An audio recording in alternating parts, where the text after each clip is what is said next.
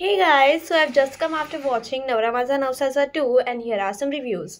नवरा माझा नवसाचा 1 ची मी खूप मोठी फॅन आहे आणि मी तो मूवी बऱ्याचदा बघितला आहे. सो 2 साठी मी खूप एक्साइटेड होती आणि does the movie serve to the excitement? I would say no. Movie theaters is filled with old people, new generation and younger generation because the first part has influenced almost all the generations, but the second part fails to do the same. It doesn't even reach half the way to the mark of Navra माझा Navsaचा 1, I would say. It's a good laugh. कॉमेडीसाठी त्यांनी खूप छान justice केलं आहे, but I would say otherwise the movie is kind of it does get boring at times.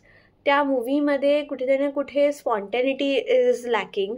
म्हणजे पहिल्या पार्टमध्ये त्यांनी इतके इन्सिडेंट दाखवले की मधात गुरखा येतो, मधात शूटिंग चालते, कुठेतरी सोनू निगम येतो, एकात पॉलिटिशियन येते, पण ते इतके स्पॉन्टेनियस होते ना की आपल्याला असं वाटायचं की आपण त्या बसमध्ये बसलो आहे.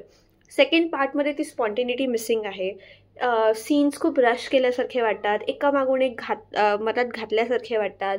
अशोक सराफ सरांचा सीन थोडा मोठा हवा होता, स्क्रीन टाईम थोडा अजून आय एक्सपेक्टेड. क्लायमॅक्स खूप प्रेडिक्टेबल आहे. जसा फर्स्ट पार्टमध्ये क्लायमॅक्स थ्रिलिंग होता, काहीतरी नवीन होतं. We didn't expected the climax. आणि but second part of the movie तो climax is very predictable from the start. आणि in fact you anticipate even more drama in the climax, but that doesn't happen. And ती एक family सोडली तर दुसरं कोणीही या मूवीमध्ये हायलाईट होत नाही. जसं पहिल्या पार्टमध्ये प्रत्येक कॅरेक्टरचे प्रत्येक डायलॉग्स आपल्याला लक्षात होते, सगळे कॅरेक्टर्स आयकॉनिक होते. पण सेकंड पार्टमध्ये कुठलेच कॅरेक्टर तेवढे आयकॉनिक बनू शकले नाही, त्यांना तेवढं स्क्रीन टाईमही दिलं नाही, तेवढं they doesn't get highlighted that much. ते असं वाटतं की बळच त्यांना टाकलं आहे मूवीमध्ये. आणि अनपॉप्युलर ओपिनियन मे बी मला शिव्या पडू शकतात त्यासाठी, पण स्वप्नील जोशींनी आता यंग कॅरेक्टर्स करणं सोडायला पाहिजे. त्याची बॉडी आणि त्याचं वय आता ते राहिलेलं नाही आहे. कुठेतरी सचिन पेडगावकर आणि स्वप्नील जोशीमध्ये मला डिफरन्सेस कळत नव्हता. म्हणजे वयाचा ते तेवढा डिफरन्स नाही आहे त्यांच्या, असं वाटायचं. आपल्या मराठी इंडस्ट्रीमध्ये बरेच यंग ॲक्टर्स आहेत, त्यांच्यामधून कोणाला तरी चान्स दिला असता तर बरं झालं असतं. बाकी ॲक्टिंग सगळ्यांची बाप आहे.